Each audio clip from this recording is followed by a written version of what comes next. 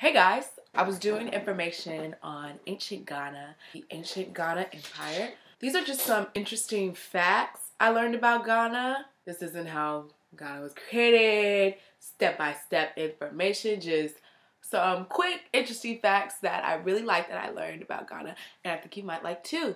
Ghana, yay! So here's the first thing I learned about Ghana. First of all, ancient Ghana was not called Ghana. Yeah, it was actually called this.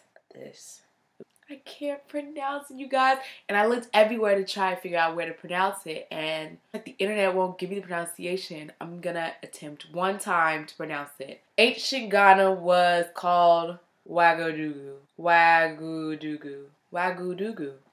If anybody in YouTube can tell me how to pronounce the real name of ancient Ghana, I would be so thankful. Send me video, pronunciation, something, so I can be able to say it correctly. So why do we call it ancient Ghana? Okay, basically the Arabs came down and changed the name to Ghana because when they wrote in their journals, their observations and stuff, that's what they called it. So now, because of how they wrote it, that's what we call it, ancient Ghana, even though it's not called ancient Ghana. So what does Ghana mean? Ghana actually means the king. So the Ghana, when we say the Ghana, we're actually talking about the king. We're not talking about the place. We're actually talking about the king. So when I would say the Ghana, da da da da, the Ghana said, go to your room. The king said, go to your room. The war chief said, go to your room. Another interesting fact about Ghana is that they still practice the same traditions they did thousands of years ago today. And what's really cool is that ancient Ghana, 400 miles away from modern Ghana, they're not even in the same place. So the kingdoms north and south of ancient Ghana, and Ghana itself is what we call the Gold Coast. It's called the Gold Coast because Ghana's filled with gold, like tons of gold. The Arabians would come down from through the Sahara Desert and make this huge trip just to trade salt for gold. So why would Ghana want salt for gold? Well, one, salt tastes really good, duh.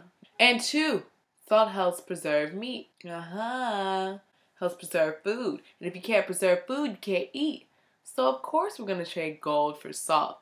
It's equally as important. Here is the coolest, interesting fact that I found about the kingdom of Ghana. So the Ghana, the king, right, would have a meeting every day for the people where they could share their complaints about what was going on. But say it was one of those situations where you were brought there and blood had been spilled, someone was murdered, or you paid debt. That's when you would be tried by ordeal. Tried by ordeal means that you would be given a test. And here was the test. Supposedly, according to my research, you would have to drink this nasty drink. You would have to drink this nasty drink. And supposedly it tasted like water and wood. And you'd have to drink it. And if you threw up, then you were innocent. But if you did not throw up, you were considered guilty. Also, we learned a lot about storytellers in Ghana. Supposedly the story about Anansi the spider. Supposedly it originated from Ghana. I'll have to do more research on that.